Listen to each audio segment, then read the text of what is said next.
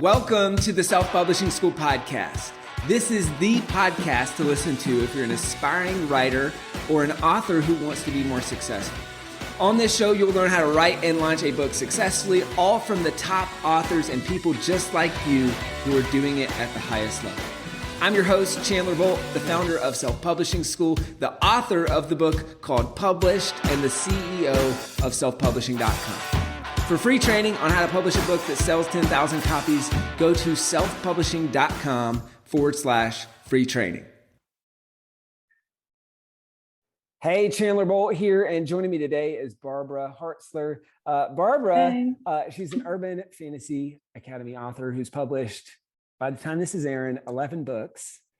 She's also a former student at SPS, and now a fiction author coach at Self-Publishing School. She's coached hundreds of authors, so over 400 authors that she's coached, with over 1,400 one-on-one coaching calls completed. So not only is she practicing and has a wildly successful fiction career, she's also in the trenches coaching fiction authors to succeed, whether it's their first book, their third book, or anywhere in between.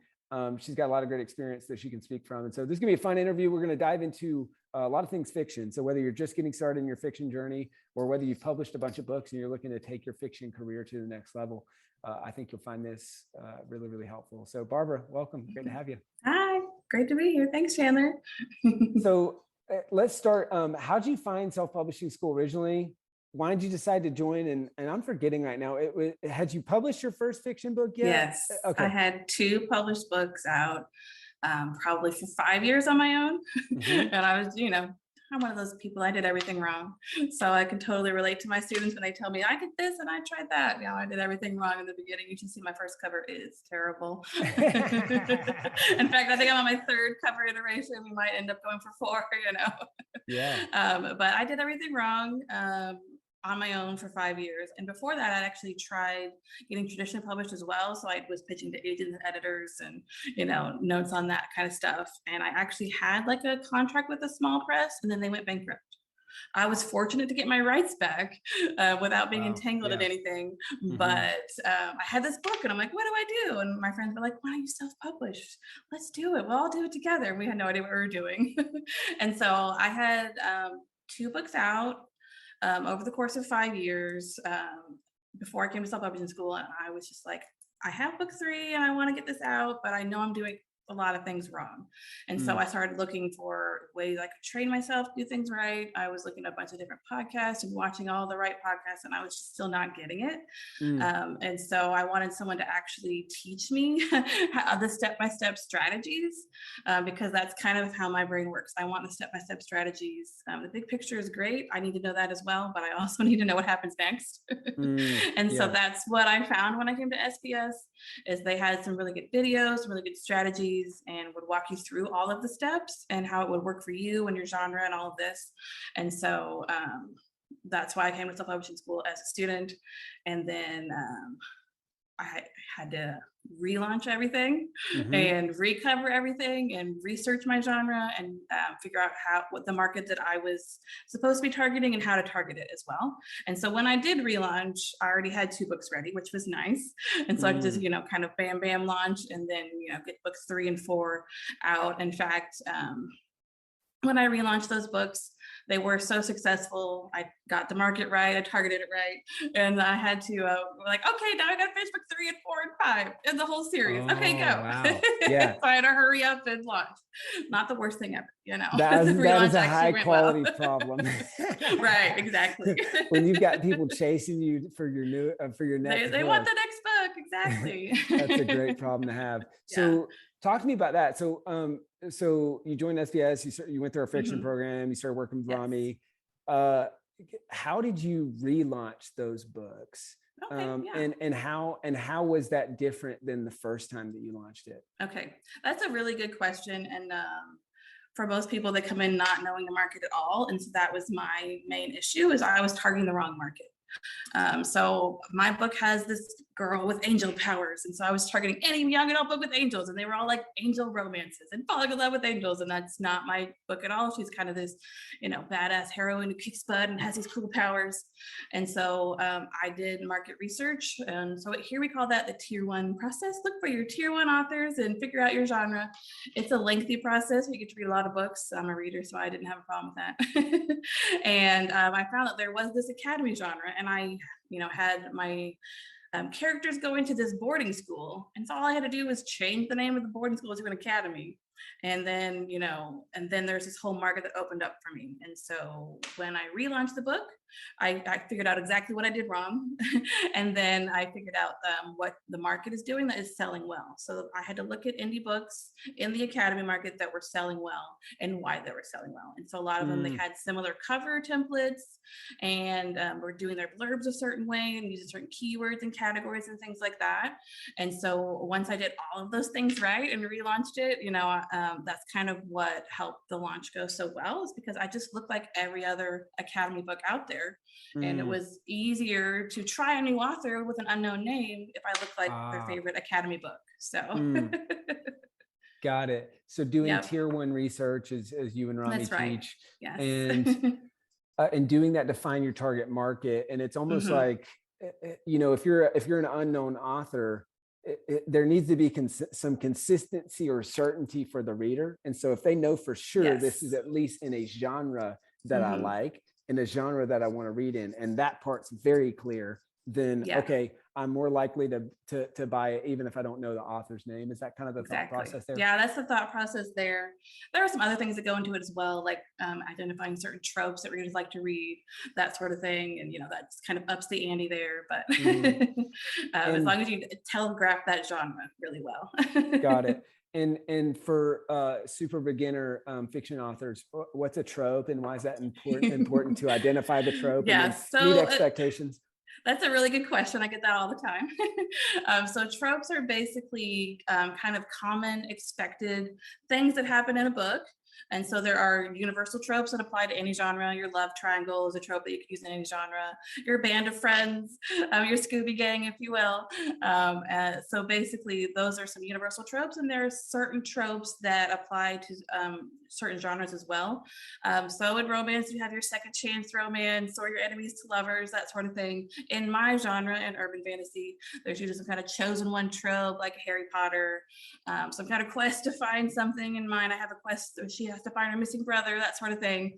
And so hitting those tropes kind of gives readers like a mile marker, like, oh, I know what's going to be in this book, but I also want to see how this author twists that, trope, so it's not a cliche, so that it is interesting. And so it gives them an idea of what to expect, but then they also want to see how you kind of twist and change that and make it unique, and that's what set your books apart. And so when you're using tropes or targeting tier 1s, you want to show the trope that you're using and show how you kind of make it different and special, and that's what draws new readers in. They're like, oh, I like this trope, but your twist looks fun too, so I'm intrigued now, I want to read it. Yeah, that's great. And I'm sure a lot of fiction authors or fiction readers will instantly relate to that. Yes, and then just to maybe even make this more accessible for everyone is I think movies, right? It's like, oh, this is a rom-com, or hey, what do you want to watch? Sure. Oh, let's watch a rom-com, or let's watch an action movie, or let's watch whatever. So there's an expectation with that genre. And then I'm interested in this specific one because all of the reasons that you said, right? And so it's the same one when people are deciding which books to buy. I want to talk a lot of takeaways from your journey, and then I want to dive into lessons that you've learned from coaching a bunch of students. And for people who are new students that are watching this, maybe Barbara's your coach and you're preparing for your first coaching call, we'll have some lessons in here. And then for people who are watching or listening to this who are a student, are not a student yet, maybe this will be helpful for you regardless of whether you end up working with us. So let's go into fast forward to today. You're about to publish your 11th book. What are the top, it's crazy, that's exciting. What are the top 2 to 3 things that have sold the most books? Oh, goodness. That's a really good question. The top 2 to 3 things that sell the most books. I do think the cover is the starting point. You have to have a good cover. In the beginning, I did my own covers, and now I have a tier 1 cover designer, and there's a big difference there. And then I feel like getting your categories and keywords right is really important. And so that does mean you need to know some of the tropes in your genre. You need to know some of the lingo that's going to be used when people search. And so, I use some really good tools for that. And I help my students figure out those tools as well. But those are the things that I can think of that sell the most books is anything you can do, like I said earlier, to telegraph your genre. And that starts with the cover. And then it goes into the blurb as well. And, getting them hooked in right away and showing them, why they want to read that book. That's great. Those are great tips. I was going through your Amazon profile earlier today, and I mean, at least two or three books of yours have over 200 reviews on Amazon. Yeah. How did you do it? And any advice for fiction authors looking to get more reviews of their book? So in the beginning, I actually used a perma-free strategy, which is an old strategy, to get my first 75 reviews and to get my first 1,000 newsletter subscribers. And since then, I've actually kind of incorporated those readers into my launch team. And so I do have a launch team of at least 100 people where I give the book away free in exchange for an honest review. And so a lot of people will actually download the book and they want to support me, they want to help me. But my goal is to get reviews from my launch team. That is my purpose there. And so I actually really encourage them and inspire them. I give them snippets of reviews, here's the good reviews, look at these. Or, I kind of will make teams out of it. Like the US has 5 reviews over here, the UK has 10, come on, the US, you got to pick it up. So I try to keep it interesting on my launch team, but they do get some free stuff and then they get, cool updates from me. So having a launch team with my readers and the genre focus does really help a lot with getting reviews, and then opening it up when I do have new subscribers in my newsletter. So I open it up every now and then, right before a new launch, I might open up the launch team to my current newsletter subscribers. So that's one of the benefits you get if you get on my newsletter. Yeah. Hey, Chandler Bolt here. I hope you're loving this episode so far. It's time to go from inspiration to implementation.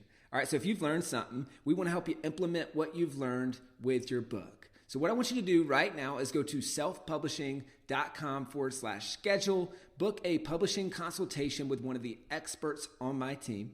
We'll talk about your goals for your book, your dreams, your challenges, your next steps, and we'll start putting together a plan. All right, so go to selfpublishing.com/schedule, book a call with the team. Let's see how we can help with your book. It's time to implement. Let's talk box sets. Sure. So that's a big strategy right there. Yeah, right. And I mean, you've got 280 reviews on your box set, and it seems to be one of the top sellers of your books. Yes. So I guess specifically, who should do a box set? Who should do it, and when does it make sense? So and what did you learn from doing it? Yep. Yeah, there are some schools of thought on that. You'll hear conflicting advice on that. I go back to the tier 1 approach, look at what's going on in your genre and what's happening. And so this is something that my coach, Rami, he made me do a 99-cent box set. And I was like, I don't want to do a 99-cent box set. But I did, because everyone in urban fantasy is doing 99-cent box sets. And the key to that is bundling a bunch of books together. And so I have 5.5. I have a bridge book between my series. It's technically book 6 in the series. And so I have 6 books to give away and lots of pages read. And that's what makes it the top seller. So the 99-cent price point actually gives it visibility. And if people buy the 99-cent book, you're getting the best deal there. But if you want to read on Kindle Unlimited, I make way more than 99 cents on 2,500 pages that you read. And so that's the strategy there. I will say that for me, I don't like to do a box set until some of my sales start to drop for the original series. And so that differs from me a little bit, honestly. But there are cliffs that your book falls off of if it's so old. And so I don't think I started this box set until at least a year, maybe a year and a half after the first book came out, so that I could boost some interest in that as well. And so that actually, funnily enough, boosted the interest in the regular books by themselves, as well as the box set, because it is a different audience. There are people who want that completed series, or who want the just box set. They just want to read box set. That's all they read. So yeah. Oh, that's interesting. Yeah, it And so is. you open up a different, well, so it sounds like there's a lot of benefits. And so if There are I'm a lot of hearing, benefits for sure. if I'm hearing correctly, it's okay, you launch the individual books, and if and Yes. when those sales start to taper, your personal kind Yeah. of philosophy is that's when you launch the box set. Right. Now the box set it'll open up a new audience that just wants to buy box sets. Yeah. It sounds like for you, it also lifted sales of individual books. Yes, you just get more awareness. Box set series. So you got more awareness around those books. And then just all kind of other benefits. So you said you were resistant to do a 99-cent box set. I know, it's just like giving away 6 books for 99 cents just feels wrong. Yeah. So any thoughts for people? Because I imagine a lot of people, it's like, oh my gosh, I spent so much time, creating all of these books, and I'm going to sell them for 99 cents. Why do that? Does it, who does it make sense for, that sort of thing? So it makes sense for your genre, and you have to look at your genre and see what they're listing their box sets for. To be competitive in my genre, everyone was listing their box set 99 cents, and so I just was like, okay, if I list my box set for $9.99, that's gonna be pointless. I'm gonna not get the lift that I need. And so it's one of those things, like I'm like, I'll just try it, see how it goes. And it went really well right out of the gate, because the 99-cent price point gives you that visibility, and it keeps your ranking up. And as you saw, you did the research yourself, it's still ranking high, and it's been 9 months, I want to say, that it's been out there for the first one. And so now I'm just kind of working on getting the new the second series done, so I can do a second box set, because that just lifts everything up overall. So whenever you have a launch, it lifts all your books up overall, but the box set really is kind of an engine of its own for a big moneymaker.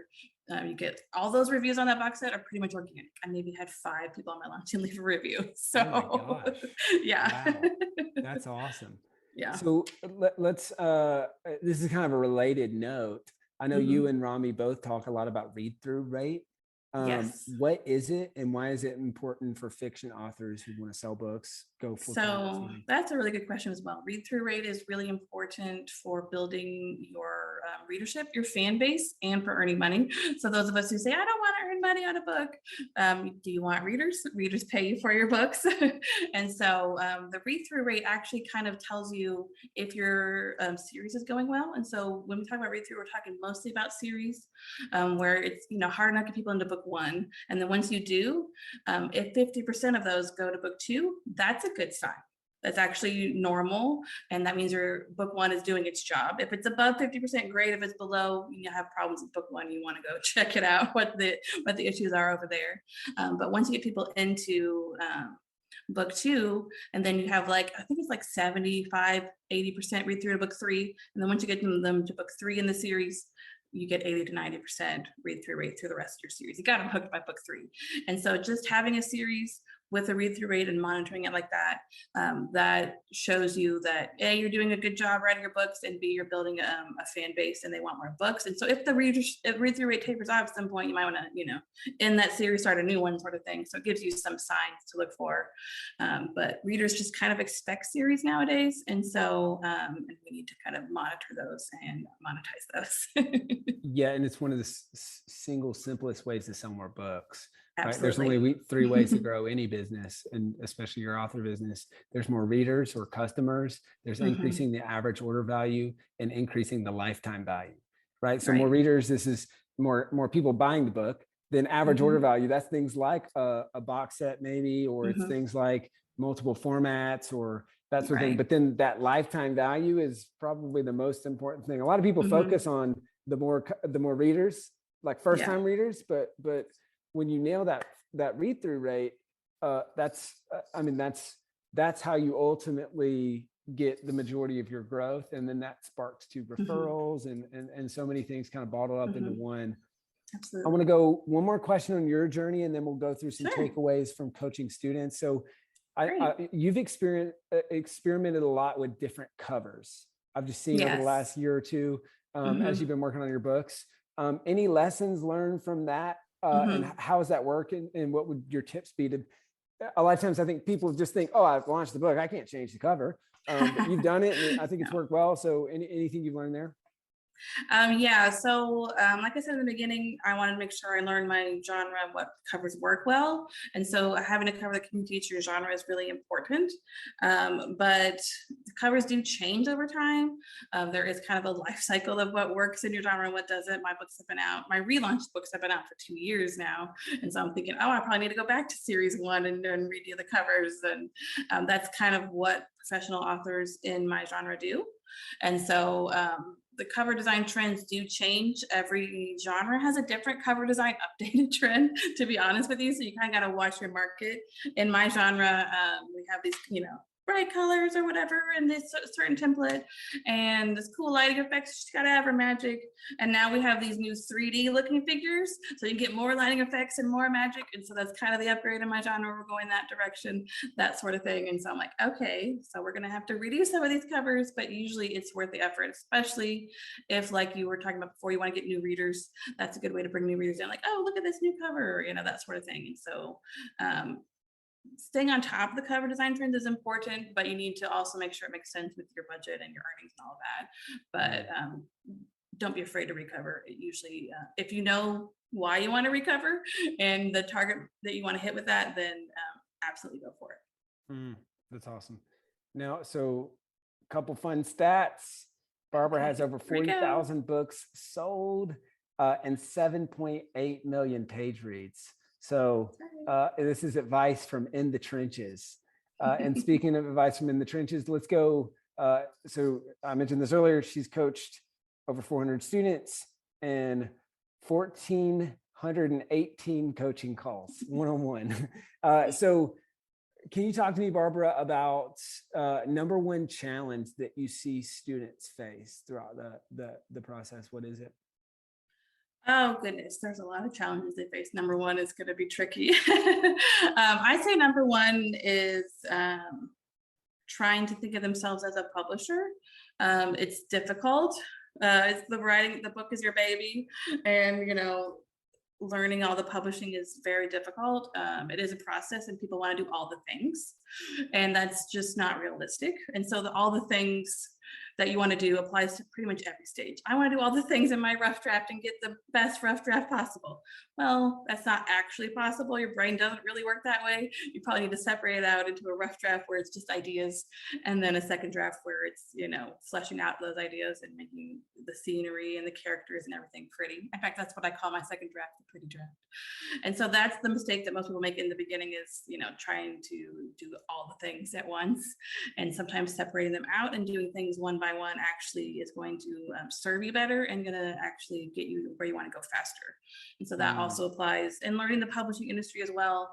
You want to do all the launch teams and the newsletters and everything right away, and it is a process, and kind of compartmentalizing some of that stuff actually helps your brain deal with all the things that you want to deal with faster instead of all at once. Let's go ahead and go at a steady pace. And that's kind of my coaching style, is I coach people through each step of the process. If they need a big picture checkup, sure, I get that. I understand. I need a big picture knowledge as well, see where I'm going. But I also want to, let you know that this is the time to do this and this is the time to do that, and you don't have to do everything right this second. So steady pace. That's right. One thing at a time. Don't try to do everything all at once. Yeah. Now, what do you see as the biggest obstacle that either keeps people from getting started with their book or keeps people from finishing and publishing their first book? So those are really two different pain points that I think we can address there. Getting started with the book. A lot of people just have too many ideas and they don't know how to formulate it into a novel. This is not something that we're taught in school, how to write novels and how to fictionalize things and write good characters. So that is a learning process. But there are ways that you can just kind of conceptualize the ideas. We have a 5 milestone system here that really just helps you get the gist of the story out, and then you can start writing or plot further down depending on your writing style. And so getting those ideas formulated in a direction is the most helpful thing you can do to get started. And then also, kind of like I mentioned earlier, realizing that you don't have to do that perfect first draft, that you need to break it up and get the ideas out in that first draft, and then worry about the perfect prose in the second draft. And then the second pain point that most people run into is actually during editing. But your first experience with an editor can be challenging. I had people coming and crying to me about things and wanting to give up. But usually a good editor is going to help you see where your weaknesses are. And that way you can focus on those sections and learn. And that way you don't have to do all the things. You probably are doing some things right. And so a good editor will show you what you're doing right and help you figure out how to fix what you're doing wrong.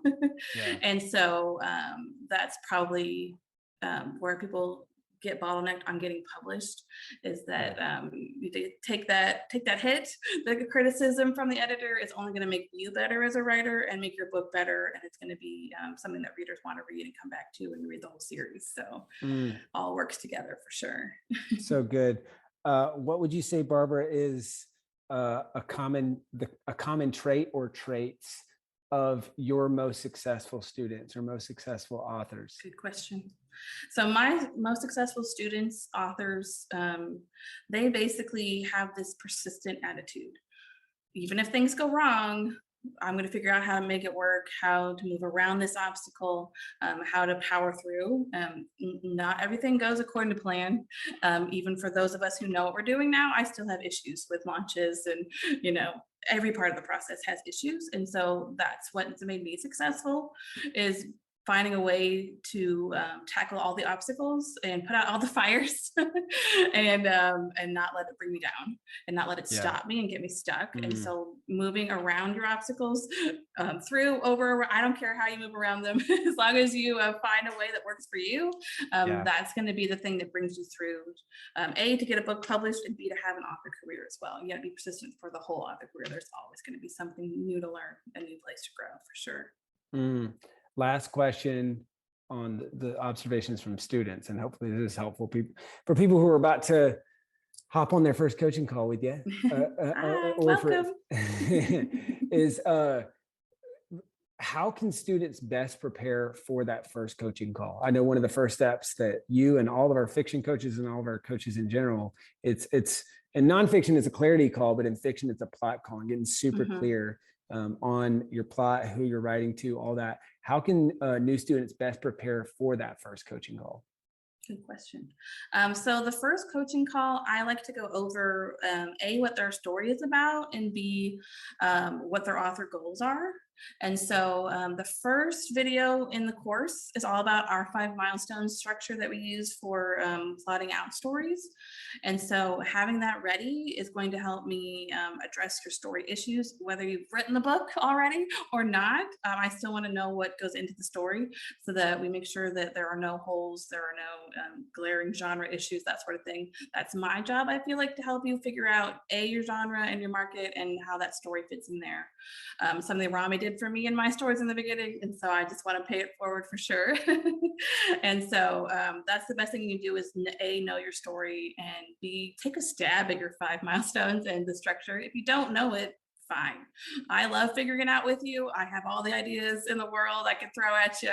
It's usually a fun call when we look at it that way. But there are some people who are resistant to changing their story and things like that. So just be open-minded about suggestions that come your way, because this is not the first time you're going to get suggestions. You're going to have editors and reviews and people along the process. So just be open-minded. That's the biggest thing I would say for your first coaching call, is let me hear your story and let me hear about your author goals as well. Yeah, that's great. And I know, a lot of times our fiction program and coaching is just so in demand that it might be 2, 3, 4 weeks or whatever else until your first call. And I know a lot of students can get antsy about that. And I love that advice of go into the curriculum and that we have, and do the hard work to start formulating, if you haven't already, the 5-part story structure and what is the story arc for your book, and that way, and I know Rami says this is like, and then also do the hard work, but then don't be too attached to it. Yes, because for sure. You might come into that first call and get some really good but tough advice of like, hey, you got to make a lot of changes, and so be prepared for that. And we'd rather give you tough feedback up front, and that's gonna make your book better. Then years from now, the book isn't selling, and you're like, why in the world is this not selling? And so kind of rip the Band-Aid off in that way. Barbara, knowing what you know now, what would be your advice to the Barbara from years ago, who hadn't written her first fiction book, and all the other Barbaras out there who are kind of thinking about or about to write their first fiction book? I do wish I had joined SPS sooner. I will be honest there. Shameless plug here. But I think the best advice that I can give is kind of what I talked about earlier, is just be persistent. There's lots of things to learn. There's lots of ways to grow, and having people to help you is going to be the most important thing, whether it's SPS or a writing group. You do need that outside input in order to grow and learn the fiction craft, and the publishing process. It's a lot to learn up front, and so just be prepared to kind of get lost in the weeds and figure out all these things you don't know, and eventually you will master them. That's awesome. Barbara, you and Rami have a ton of fiction authors that have already grabbed a ticket for Author Advantage Live. Oh, we might set a record for fiction attendees at Author Advantage Live this year. So if people are listening to or watching this, why should they come to Author Advantage Live this year? Fiction authors. Author Advantage Live is a really good conference, and I do think that there are some good things to learn, from some of the general talks that address any authors, and B, there are going to be some fiction specific sides of things that go into it. And so the last year's conference was amazing, and we had a bunch of great speakers talking about all the aspects that you need to learn about. And so they're just kind of, I don't know, I feel like it's a mind-blowing conference, and whether you're in your rough draft phase or you're working on publishing your third book, there's still something to learn, and there's a lot of people there to learn from, and there's even people make friends there, and they have connections in their little, even it's a virtual conference, they have their little Zoom room connections, and so it's really a great experience to learn from industry experts, and B, hang out with other people that just weird like you. We're all writers, we're all weird. Welcome to the club. You found your people. Come join us. Welcome. Well, hey guys, if you haven't already, if you're watching this, or if you're watching or listening to this, and it's pretty, right when this comes out, grab a ticket before prices go up, and the event's happening real soon. So grab a ticket at authoradvantagelive.com. If you're watching or listening to this after the fact, grab a ticket for the next year event. We'd love to see you there. It's gonna be a lot of fun. So Barbara, this has been amazing. Thank you so much. Great. Yeah, thanks. It's been fun. Where can people go to buy your books and to support what you're doing as an author? So barbarahartzler.com. It's a fun name. You spell it out right, you'll get there. I'm also on Amazon as well. So I have 2 series out, the Montrose Paranormal Academy and the Shadowstone Academy series, and there'll be another one next year. So just keep on looking for more books from me. All right, 2 series out and a brand new book that just launched, Shadowstone Academy Book 3. Check it out, barbarahartzler.com. And then lastly, if you'd like to inquire about self-publishing school and our fiction program, the Fundamentals of Fiction and Story, or our full-time fiction program, and maybe, just maybe, you'll be coached by Barbara. Who knows? She stays pretty booked up. So either her or one of our other fiction coaches, go to self-publishingschool.com/apply. Book a call with the team. We'd be happy to chat with you about your book, your goals for your book, your next steps, and how we might be able to help. So you can book a call with the team, and we'd love to chat with you about your book. Barbara, thank you so much. Yeah, hope to coach you soon. Thank you so much for watching or listening to this episode of the Self-Publishing School podcast. I know there's so many places that you can be spending your time. There's other podcasts that you could be listening to, YouTube channels that you could be watching. So thank you so much. It means the world. Now, I want you to do 3 things right now if you found this episode helpful. All right, number 1, I don't know if you know this, but we've got a YouTube channel. It's a companion channel to this podcast. All the video versions of the episode are on the YouTube channel. So number 1, subscribe to the YouTube channel. Number 2, if you're listening to this podcast wherever, whether this is Spotify, Apple Podcasts, number 2, I want you to subscribe to this podcast right now so you don't miss a future episode. And then number 3, this is probably the most important, leave a review on the podcast. All right, reviews are super important and help this podcast get discovered other people. So number 3, leave a review on the podcast. Thank you so much. I'll see you in the next episode. If you're on the fence about scheduling a publishing consultation call with my team, maybe you're not quite ready for that, I've got some free training that I think will be really helpful for you. All right, all you have to do is go to register to sign up. Go to selfpublishing.com/free training. When you do, you're also going to get a free digital copy of my new book, Published. And on that training, you're going to learn the next steps, so how to implement with your book. So how to write, how to publish, how to launch successfully. So go to register right now at selfpublishing.com/free training. I'll see you there.